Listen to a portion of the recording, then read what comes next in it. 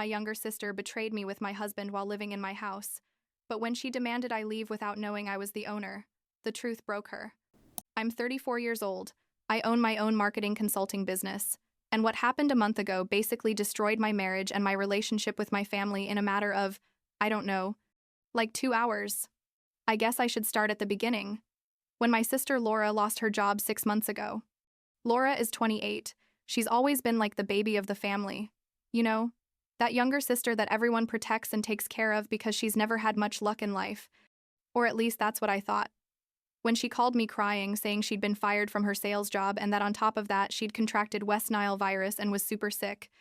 I mean, without thinking twice, I told her to come live with me while she recovered and found another job. My house is big. I have like 4 bedrooms. And I thought, well, she's my sister. She's going through a horrible time. It's what any decent person would do. What Laura and my parents and nobody at that moment knew was that the house is mine, completely mine. I bought it myself before marrying Daniel. Daniel is, or was, my husband of 5 years. We got married when I was 29 and he was 27. And from the beginning, he was super clear with me that he wanted to be a writer, that his dream was to write the great American novel or whatever, and that while he worked on that, he preferred to stay home. I was fine with that, honestly, because my business was doing amazing and I made enough money for both of us. He took care of the house, cooked, cleaned, and I thought we had a good arrangement, that it was a modern and functional marriage where each person contributed their part. How naive I was. Seriously. So, Laura moved in at the beginning of the year. I think it was in February or March. I don't remember exactly. She was really bad. She'd lost like 10 pounds from the illness. She looked pale and weak, and I felt horrible for her. I gave her the guest room that's on the 2nd floor. I told her to take all the time she needed to, recover, not to worry about anything. Daniel was also super nice to her at first. He made her special soups, made sure she took her medications, and I thought, wow, how lucky am I to have such a considerate husband and such a close family. My parents, Stephen and Karen, were also super grateful to me. They called me all the time to tell me I was a wonderful sister and that Laura was lucky to have me. Now all of that makes me a little sick. To be honest, the first 3 months were normal, I guess. Laura was recovering little by little. She started looking for work but without much luck, and I told her not to worry, to take her time. I worked a ton, my business was growing and I'd closed 3 big contracts, so I got home super late almost every day. Daniel and Laura stayed home together all day. But I didn't think anything weird. I mean, she's my sister. What was I supposed to think? Looking back now, obviously I should have seen the signs. Laura started dressing up more, putting on makeup even though she wasn't going anywhere, buying new clothes with I don't know what money. Daniel was happier than normal, smiling more, humming while he cooked. But I was so buried in my work that I didn't notice it. Or didn't want to notice it. I don't know. Everything exploded on a Tuesday afternoon. I'd left work early because I had a headache. At 3 in the afternoon I got home, and when I opened the door, I heard voices in the living room. I thought maybe Laura had invited a friend or something, but when I walked in I saw my sister and Daniel sitting on the couch, really close together, and something about the scene made me stop dead. They weren't doing anything obviously sexual, but there was an intimacy in the way they were sitting that turned my stomach. I said hello and they both jumped, literally, like I'd caught them doing something wrong. Laura stood up super fast and said, "Melissa, we need to talk to you. I have something to tell you." And there I was, standing with my briefcase in my hand thinking, what the fuck is going on? Laura took a deep breath, looked me directly in the eyes, and said, "I'm pregnant, with Daniel's baby. And you're going to have to leave the house, because now we're going to be a family." I'm not exaggerating. Those were her exact words. "I'm pregnant with Daniel's baby and you're going to have to leave the house." Like it was the most normal thing in the world. I just stood there, completely frozen, because my brain couldn't process what I'd just heard. Was my sister, my younger sister who I'd been helping for months, telling me that she was pregnant with my husband's baby and that I had to leave my own house? Daniel didn't say anything. He just sat there staring at the floor, and that somehow was what made me react. I asked Daniel if it was true, and he nodded his head. Like that. Like a little kid who just broke something and knows he's in trouble. I don't remember exactly what I felt in that moment because I I think my brain disconnected a bit to protect me. But what I do remember perfectly is that Laura kept talking like nothing. She told me that she and Daniel had fallen in love, that they'd been together for like 4 months, that our thing had been a mistake from the beginning because Daniel had never really loved me, that I was a workaholic who was never home, and that he needed someone who really appreciated him. And then, and this is the most incredible part, she told me she understood I was upset, but that I had to be mature about it and accept that things change, and that the best thing for everyone was for me to leave and let them have the house so they could start their new life together. She had it all planned, apparently. She'd thought of everything except one small detail. I told her, "This is my house. I bought it, with my money, before marrying Daniel. My name is on the deed. Only my name. Daniel doesn't own absolutely anything here." And you should have seen her face. Seriously, it was like watching someone realize in real time that they just made the biggest mistake of their life. She looked at me with wide eyes and said, "What?" And I repeated it to her, slower, so she'd understand it well. "This house is mine. Daniel has no legal rights to it. And you're a guest here. My guest. In my house." Laura turned to Daniel with an expression I'll never forget. It was like panic mixed with horror. And she asked him, "Is that true? You don't own this house?" And here comes the part I still can't believe. Daniel, my husband of 5 years, the man I shared my life and home with, started stammering an explanation about how he'd let Laura believe that the house was his, that he was rich, that he was the one supporting the marriage financially. He'd basically told my sister that I was the one living off him, not the other way around. He'd told her he had properties, investments, that my business was barely something I did to keep myself busy. Laura started screaming, literally screaming like crazy, saying that he'd promised her a life of luxury, that he'd told her that as soon as they got rid of me, they could travel the world and live without worries. It was like watching a house of cards collapse in slow motion. And the horrible part is that a small part of me felt a sick pleasure watching Laura realize she'd destroyed our relationship for a man who wasn't even what she thought. But that feeling lasted like 2 seconds, because then Laura turned to me and had the nerve, the absolute nerve, to tell me that this was my fault, that I'd caused all this by making Daniel feel like he wasn't man enough for not working, that I'd constantly humiliated him with my success, and something in me just broke. I told her she had exactly 30 minutes to get her stuff out of my house or I was calling the police. She started crying and saying she had nowhere to go, that she was pregnant, that I couldn't leave her on the street. And I, with a calm that surprised, even me, told her she should have thought about that before fucking my husband in my own house. Daniel tried to intervene at that moment. He put his hand on my arm and started with a speech about how we could talk about it like adults, that things had gotten out of control but we could still fix it. I pushed him away and told him he had to leave too, that I never wanted to see him again. He started begging, saying he had no money, that he had nowhere to go, and I told him that was his problem, not mine. I went up to Laura's room, started taking out her clothes and her stuff and throwing them down the stairs. She ran up behind me, screaming for me to stop, that I was going crazy, that this wasn't necessary. But I kept going. I took out every single thing of hers I found and threw it. Shirts, shoes, makeup, everything. When I finished with her room, I went to mine and did the same with Daniel's stuff. By the time I finished, there were like 3 piles of clothes and objects at the foot of the stairs. Laura was sitting on the floor crying, and Daniel was trying to put things in trash bags because apparently they didn't have suitcases handy. I opened the front door and stood there, waiting. Laura kept begging, saying I had to understand that she hadn't planned for this to happen, that they simply fell in love, that love can't be controlled. I told her she was right, that love can't be controlled, but actions can, and that she'd made the conscious decision to betray her sister every single day for 4 months. Daniel loaded the bags to the car, which by the way is also in my name even though he used it, and Laura finally got up from the floor and walked out like a zombie. Before leaving, she turned and told me that someday I was going to regret this, that I was going to end up alone and miserable. I closed the door in her face. I sat on the floor in the entryway for I don't know how long. Maybe an hour, maybe more, just trying to process what had just happened. I didn't cry, which was weird. I guess I was in shock or something.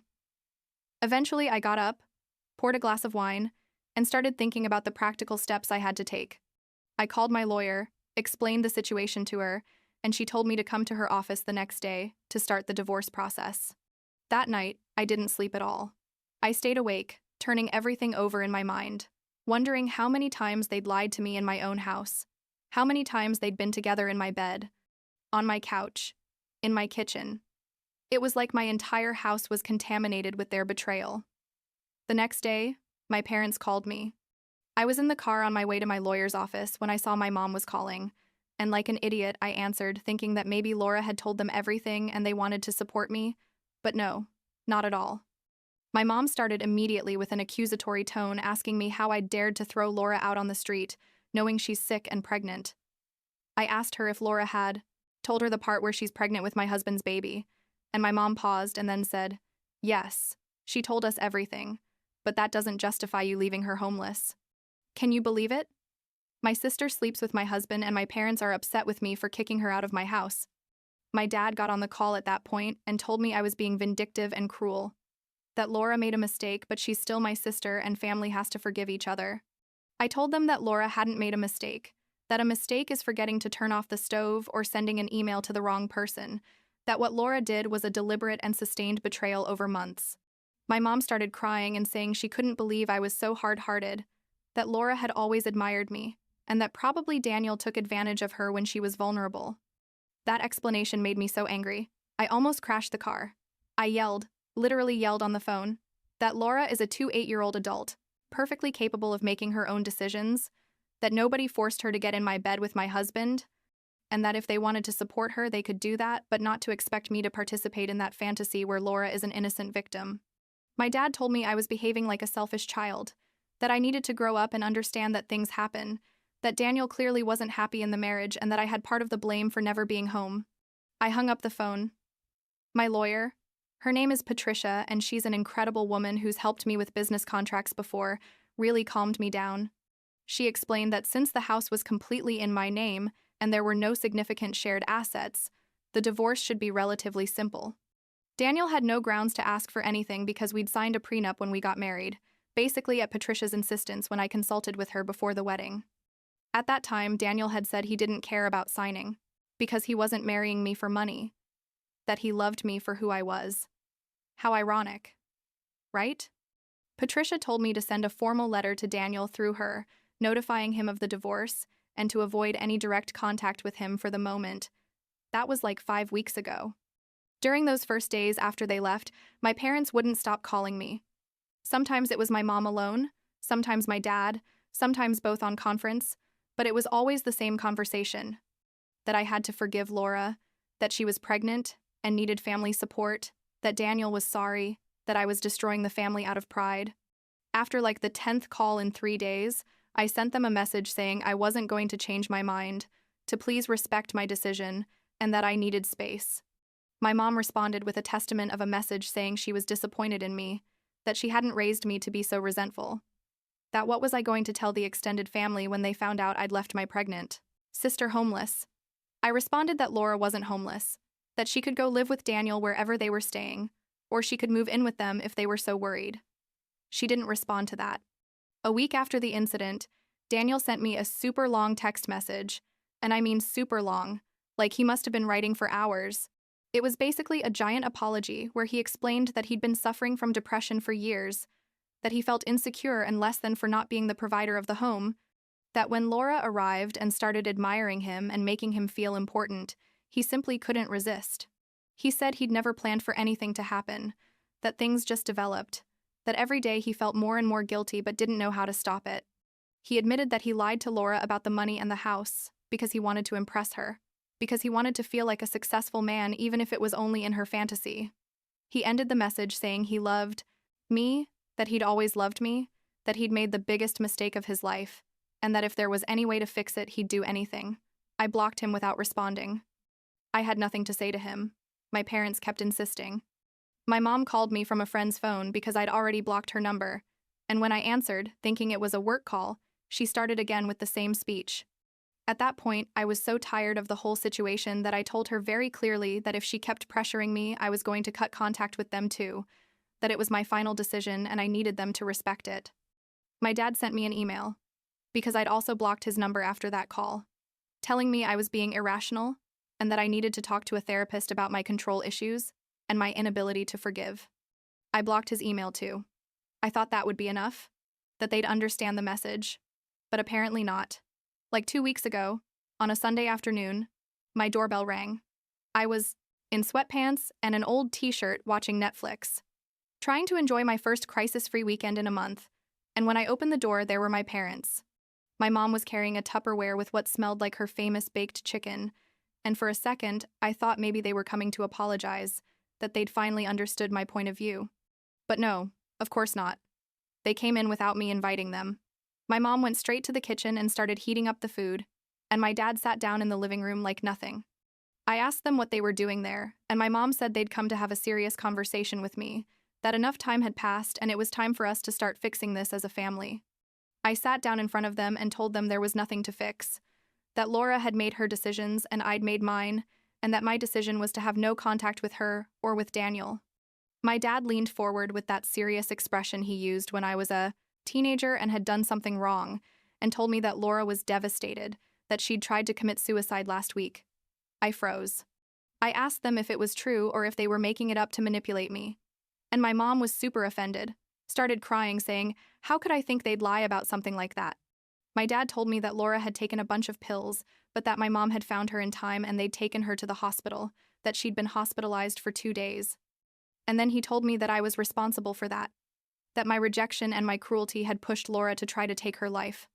I don't know how to explain what I felt in that moment. Part of me felt guilt, obviously, because no matter what Laura did, I don't want anything bad to happen to her. But another part of me, the bigger part to be honest, felt rage.